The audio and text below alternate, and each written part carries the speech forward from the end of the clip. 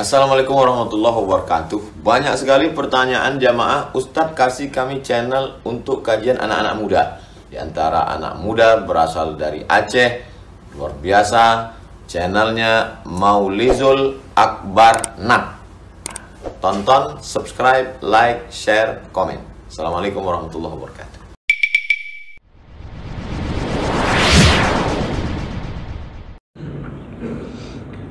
Assalamualaikum warahmatullahi wabarakatuh. Alhamdulillahi rabbil alamin wa bi ni'matihi tatimmu as-salihin. Asyhadu an la ilaha illallah wahdahu la syarika lah wa asyhadu anna Muhammadan 'abduhu wa rasuluhul karim. Allahumma salli wa sallim على نبينا وسيدنا المصطفى محمد وعلى آله وأصحابه أجمعين. أما بعد، رب اشرح لي صدري ويسر لي أمري واحلل عقدة من لساني يفقهوا قولي. Segala puji bagi Allah, kemudian salawat dan salam kepada Rasulullah, pada keluarga dan seluruh sahabat-sahabatnya yang kami muliakan dan insyaAllah dimuliakan Allah, seluruh pengurus masjid, kemudian kepada semua guru-guru, orang-orang tua kami, juga kepada semua bapa-bapa, ibu-ibu, jemaah salat subuh yang telah datang menghadap Allah, menembus kegelapan malam, tak peduli dengan dinginnya pagi. Semoga Allah membalas dengan pahala yang berlimpah insyaAllah. Bapak Ibu yang Allah muliakan, hari ini kita telah berada di hari keempat dalam bulan Sya'ban. Ada beberapa perkara yang hendaknya kita saling mengingatkan kembali tentang kemuliaan bulan ini. Rasulullah SAW telah menyebut nama Sya'ban dari masa beliau hidup. Sya'ban itu secara bahasa itu artinya sya'ba atau sya'bun, yaitu bermakna dhahra, yang menonjol atau yang nampak. Disebut Sya'ban dalam kamus Lisanul Arab yaitu karena dhahara baina Rajab wa Ramadan, yaitu bulan yang menonjol di antara Rajab dan Ramadan. Tapi Sya'ban punya makna yang lain. Ibnu Hajar Al-Asqalani ketika mendefinisikan nama Sya'ban, beliau mengatakan Sya'ban itu bermakna tafriq, yaitu berpencar. Kenapa disebut Sya'ban berpencar? Ada dua makna. Yang pertama, kebiasaan orang Arab sebelum datangnya Ramadan, mereka berpencar mencari tempat-tempat air untuk persiapan menuju Ramadan. Tapi juga Sya'ban disebut tafriq atau berpencar karena banyaknya kebaikan di dalam bulan Sya'ban. Jadi seperti kebaikan yang dipencarkan Allah Subhanahu wa taala bagi orang yang ingin merebutnya. Maka jemaah melakukan Allah Subhanahu wa taala, ini adalah bulan yang baik. Dan di antara kekuasaan Allah, Allah menciptakan bulan lalu melebihkan antara satu bulan dengan bulan yang lain. Allah Subhanahu wa taala menyebutkan, walaqad faddalallahu ba'dahum 'ala ba'd. Kami melebihkan sesuatu di atas yang lain. Sebagaimana Allah lebihkan seorang laki-laki menjadi pemimpin di atas perempuan, maka begitulah Allah mampu dan berkuasa untuk menentukan ada bulan-bulan yang baik, ada bulan-bulan yang di dalamnya mungkin biasa saja. Dan Sya'ban adalah salah satu pilihan Allah. Nah, jemaah melakukan Allah Subhanahu wa taala, ada kemuliaan-kemuliaan yang Nabi sebutkan tentang bulan ini. agar kita tak melewatkannya begitu saja. Rasulullah sallallahu alaihi wasallam menyebutkan, yang pertama, orang-orang yang memuliakan Sya'ban ini, tentu dengan catatan amal saleh, maka dia telah jauh daripada kelalaian. Kenapa bisa begitu? Karena Nabi pernah menyebutkan bahawa bulan Sya'ban ini adalah bulan lalai. Jadinya bulan-bulan lalai. Dalam hadis riwayat Bukhari Muslim, Rasulullah mengatakan, zalika syahrun yughfalu anhu an-nas. Ini bulan Sya'ban ini bulan yang dilalaikan oleh banyak orang. Wa huwa baina Rajab wa Ramadan, dan dia terletak di antara Rajab dan Ramadan. Jadi ini bulan-bulannya orang lalai. Ini bukan bermaksud setelah masuk Sya'ban orang menjadi lalai, tetapi yang dimaksud Nabi adalah ketika masuk Sya'ban banyak yang lalai daripada mengingat Allah Subhanahu Wa Taala. Kenapa lalai? Yang pertama, dia baru keluar dari bulan haram, iaitu Rajab. Jadi orang bicara tentang Rajab, Masya Allah, sampai menyebar hadis-hadis palsu tentang Rajab, tapi orang semangat tak ada nama Rajab. Yang dari awal bulan Rajab pun, dari pertama itu bulan Rajab itu di grup-grup WA masuk, padahal sebahagian besarnya hadis palsu. Barang siapa yang memperingati Rajab maka akan begini, akan begini. Siapa yang membagikan informasi ini maka dia akan dijamin surga. Bagi informasi saja jamin surga. Puasa hana sapu hana, yang penting bagi-bagi, share kata orang surga. Nanti ada yang mengatakan bahawa barang siapa yang berpuasa 1 hari di bulan Rajab maka dia digugurkan dosa-dosanya. Barang siapa yang berpuasa 7 hari di bulan Rajab maka ditutuplah 7 pintu neraka untuknya. Barang siapa yang berpuasa 8 hari dalam bulan Rajab maka dibukakanlah 8 pintu surga. Nyan hadisnya bapak baca itu bukan dhaif, bukan lemah hadis itu, tapi maudhu', hadis palsu. Dan barang siapa yang menyebarkan hadis palsu, apa kata Rasulullah? Man kazzaba alayya muta'ammidan falyatabawwa maq'adahu minan nar. Barang siapa yang berbohong di atas nama pegang hadis padahal dari Nabi, dia sebarkan, maka siap-siaplah duduk di dalam api neraka, kata Rasulullah. Jadi baik kaim-kaim tak, jangan bahasa katanya, jangan latah asal dapat share. Itu bahaya menyebarkan hadis palsu. Jadi Rajab itu benar mulia, karena Rajab termasuk bulan haram. Tapi jangan terlalu over. Nah, orang ketika Rajab banyak mengingat Rajab, bahkan di ujung Rajab pun orang mengingat Isra Mi'raj. Jadi tidak lupa orang tentang Rajab. Begitu masuk Sya'ban, hana ada demang. Semangat orang kita tidak dapat seperti semangat masuk bulan Rajab. Di grup-grup WA tak ada yang menyebarkan bahawa besok sudah masuk Sya'ban maka hendaknya kita begini. Itu jarang. Maka lalailah orang-orang.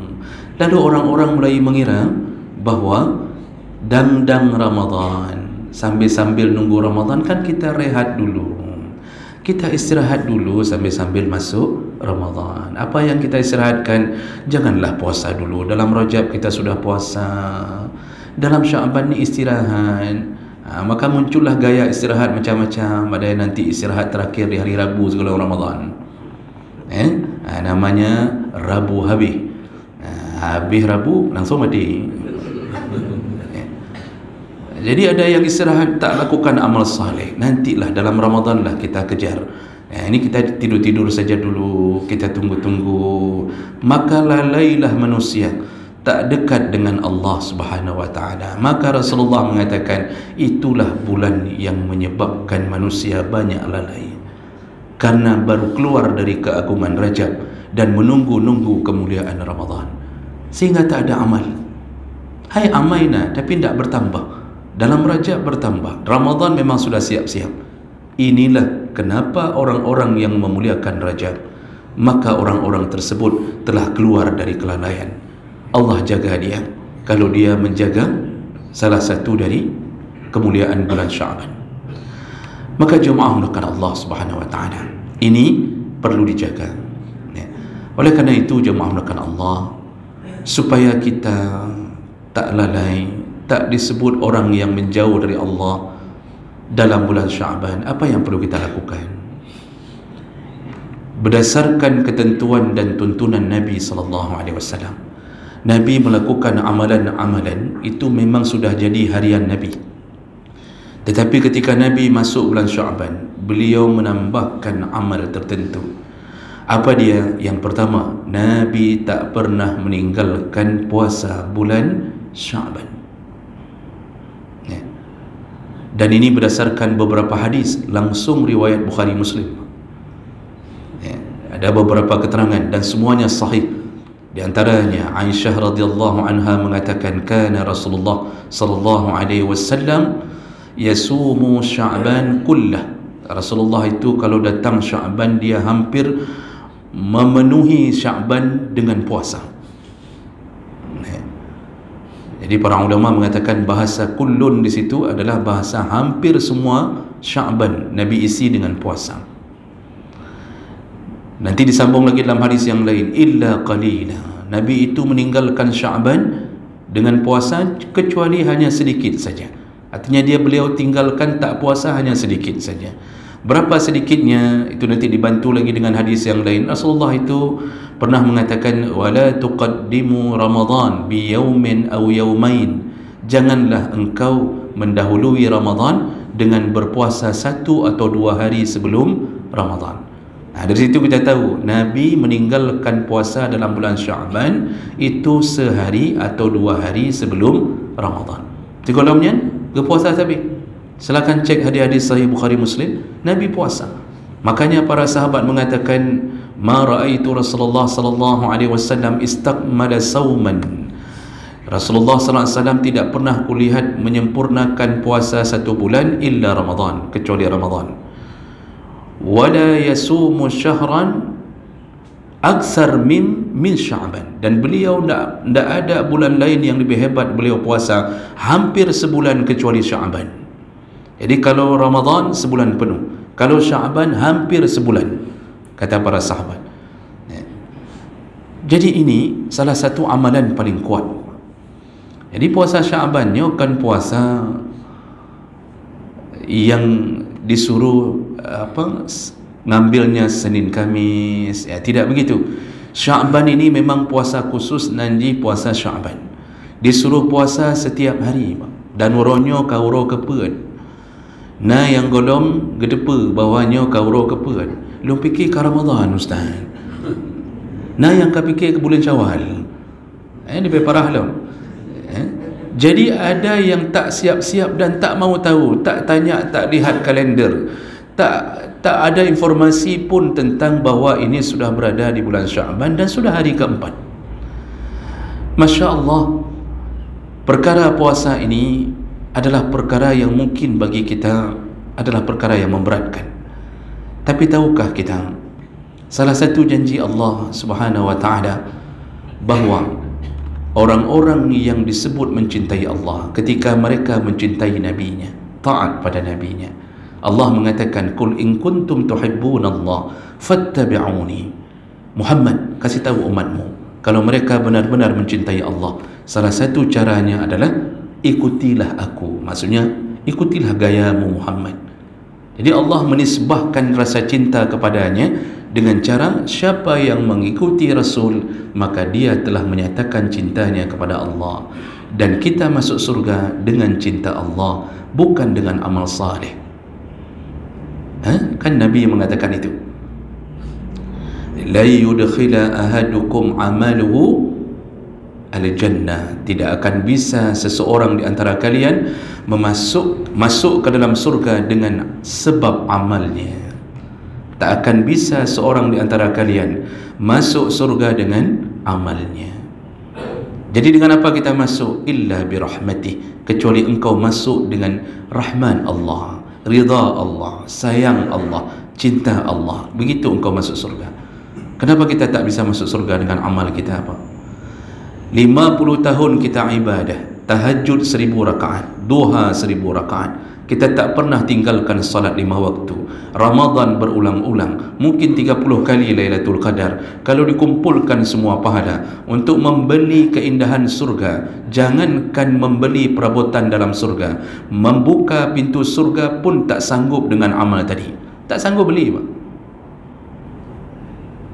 Yang sama lagi PNS, sama seperti PNS, gaji 5 juta, potong sana sini untuk belanja, untuk anak, untuk SPP, macam-macam, tinggallah gaji 1 juta. Yang 1 jutanya, kalau dia bermimpi ingin membangun rumah dengan harga 2M, sampai mati pun dia tak dapat rumah tu. Tak akan mampu gaji PNS memberi rumah 2M, pintu pagar pakai remote, tak akan mampu. Kalau PNS yang jujur, Pak, maksudnya ni. Mamnya PNS agak palih-palih becuknya tidak akan merupa. Ini kalau jujur tak akan mampu. Tak akan mampu. Jadi bagaimana caranya bisa mendapatkan rumah yang semewah itu? Tak ada cara lain. Bertemanlah dengan orang kaya. Jadilah anak buahnya orang kaya. Mamanya dah mengan dengan Prabowo, Pak. Contoh, ditanya sama Prabowo, kamu sudah punya rumah? Belum. Kamu mau rumah yang bagaimana? Ya, yang 2M lah, yang ada ayunan di belakang, yang ada kolam di atas, yang ada begini, gasi begini. Kata Prabowo, sudah, cari saja, biar urusan saya cari. Kita tak mampu dengan gaji kita, tapi kita mampu mendapatkannya dengan berteman dengan orang kaya. Kita tak mampu membeli surga dengan semua gaji dari amal saleh kita. Tak mampu, tak sanggup, karena surga itu tak terbayangkan keindahannya. Untuk melamar satu bidadari pun tak mampu. Bagaimana caranya agar kita dapat surga? Bertemanlah dengan Allah yang Maha Kaya. Jadilah hamba Allah. Kalau Allah sudah sayang, Allah kalau sudah rida, maka Allah akan bertanya. Lebih hebat pertanyaan Allah, apa yang engkau inginkan hambaku? Bermohon, mohon ya Allah, meno. Maka Allah lah yang bukakan pintu surga. Maka oleh karena itu, orang-orang yang melakukan amal-amal yang dilakukan nabinya, dia ikuti nabinya, dia taat pada nabinya, dilihat nabinya puasa, dia pun ikut puasa, hanya karena cintanya, taatnya pada nabi. Apa kata Allah? Disitulah penyebab cinta Allah Subhanahu wa ta'ala. Makanya orang-orang yang melakukan amal saleh dalam bulan Sya'ban ini, sekaligus dia menunjukkan kepada Allah, kami mencintaimu ya Allah. Bagaimana caranya? Ku ikuti nabimu ya Allah. Apa yang dilakukan oleh nabimu ya Allah? Ternyata nabimu mengajarkan kami puasa bulan Sya'ban. Makanya payah puasa, Pak. Hana wajib, tetapi menyujud janganlah tinggal. Kalau tak sanggup, ini puasanya setiap hari seharusnya. Gekun memang puasa Sya'ban. Kalau tak sanggup setiap hari, ya paling kurang ambillah seperti gaya Nabi Daud, sehari selang. Hari ini puasa, besok tak puasa, besok puasa lagi, lusanya puasa lagi, kemudian selang sehari lagi. Itu kalau bisa lakukanlah sehari selang. Jadi ini betul-betul disebut dengan Nabiullah, puasa Nabiullah Daud alaihissalam. Jadi jangan hari ini puasa, besok tak puasa, lusa tak juga, kemudian berikutnya tak juga. Ini puasa apa Daud? Kan Nabi Daud ni. Jadi jemaah melakukan Allah Subhanahu wa taala, tak sanggup sehari selang, ambillah hari-hari yang mulia di dalamnya. Ya, semua hari Sya'ban itu mulia untuk puasa. Ambillah Senin, Kamis, Ayyamul Bid. Jadi dalam paling kurang dalam Sya'bannya 6 rempuk pada unggal Senin Ahmed. Tak sanggup juga, hari apa yang sanggup? Cuma jangan ambil hari makruh yang disendirikan. Karena kesepakatan para ulama berdasarkan hadis Nabi, makruh puasa menyendiri hari Jumaat. Ummu Maimunah didatangi Nabi ke rumahnya, dan Rasulullah mengatakan, ya Maimunah, kamu puasa? Ni hari Jumaat ni. Puasa ya Rasulullah. Asumti bil ams, kemarin kamu puasa? Kata Ummu Maimunah, tidak ya Rasulullah. Atasumina gadan, besok nak rencana puasa? Kata Nabi. Kata Ummu Maimunah, juga tidak ya Rasulullah. Iftiri, sekarang kalau begitu buka. Kalau kamu tidak ada puasa kemarin, tidak ada rencana puasa Sabtu, buka puasamu. Jangan puasa menyendiri di hari Jumaat, makruh. Jadi baik gara-gara kemuliaan Jumaat, tak kira nak sunnah puasa Jumaatnya, mulianya dengan mengamalkan amalan-amalan Jumaat. Jadi jangan sampai nak pergi Jumaat gara-gara puasa. Hana jak Jumaat demah dalung tengah dong puasa. Nya kabangai Pak. Jumaat itu mulia dengan disuruh pergi Jumaat. Maka manusia paling kurang ajar di sisi Allah, dia kuat dia tak puasa tetapi Jumaat tak datang menginap di kedai kopi. Nya manusia paling kurang ajar. Dong ka badungka kalau berah-berah. Mudah-mudahan lagi nyopak ngangang kedai kopinya kaji berkah. Menyo pelihara orang anak sembahyang Jumaat. Ini akan menimbulkan kemarahan Allah. Kalau Allah sudah marah, bukan kedai kopi itu saja yang dihancurkan, gampung-gampung tiga kepancu. Rezeki susah dicari, kemudian banyak kehancuran-kehancuran. Jangan biarkan maksiat dalam kampung. Kalaupun kita tak mampu untuk menghancurkannya secara sempurna, paling kurang Allah tahu kita telah beramar ma'ruf nahi mungkar. Juga jangan puasa menyendiri di hari Sabtu. Makruh. Kenapa? Nabi yang mengatakannya, itu hari kemuliaan bagi Yahudi. Jangan kita puasa menyendiri, tak sambung minggu, belum tidak juga dari Jumaat. Jadi jangan sampai terkesan kita ini memuliakan harinya Yahudi. Juga makruh puasa menyendiri di hari Minggu. Jadi menyo puasa juga cuma sambung menyokan Sabtu Minggu Senin. Jadi ini saja yang perlu dijaga. Jadi hari apa yang sanggup puasalah. Namun ada hadis Nabi, dan hadis Nabi ini dhaif sebenarnya, hadis riwayat Tirmizi. Rasulullah sallallahu alaihi wasallam pernah mengatakan, "Fala tasumu idza intasafa Sya'ban fala tasumu."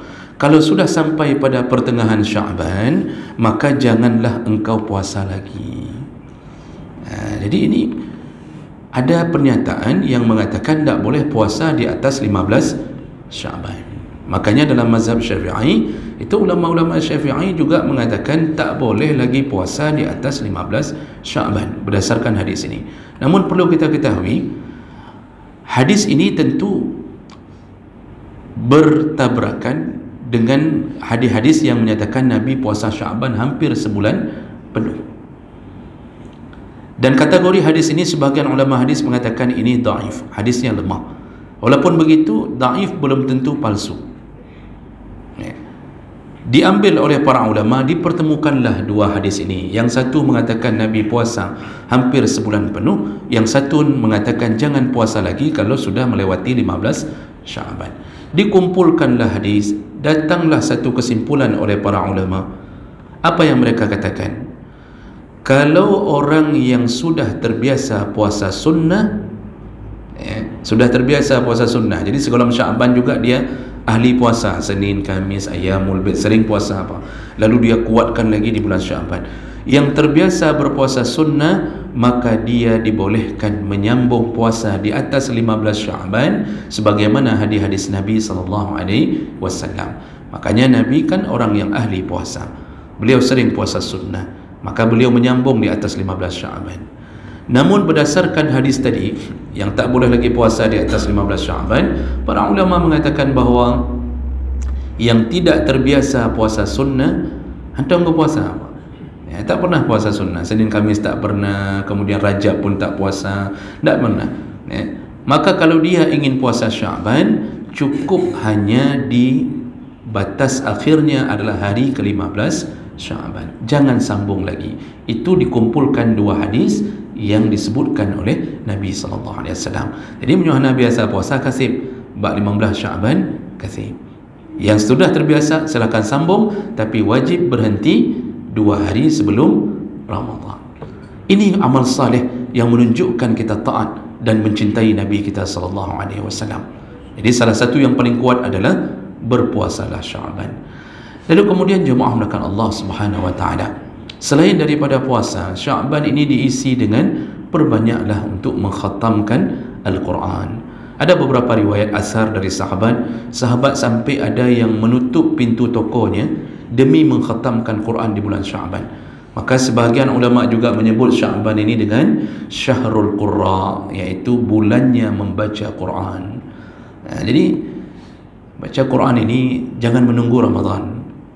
Karena ada orang Pak, itu kalau bukan Ramadan hendak baca Quran.